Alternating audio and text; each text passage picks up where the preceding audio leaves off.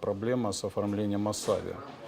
На самом деле долгое время эта тема будоражит население республики.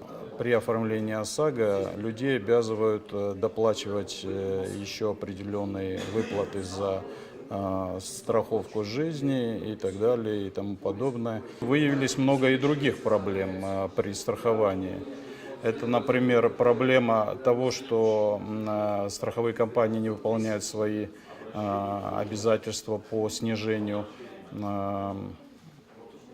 процентов. Вот, допустим, если автовладелец в течение года проездил без аварии, то страховые компании обещают делать скидку 10%. Вот я столкнулся в приемных страховых компаний с людьми, которые жаловались, что вот у них уже до 50% дошли скидки, но им не выплачивают эти скидки. То есть много таких вопросов, которые на самом деле требуют решения. И на сегодняшний день ситуация и в республике, и в России, в общем-то, сложная.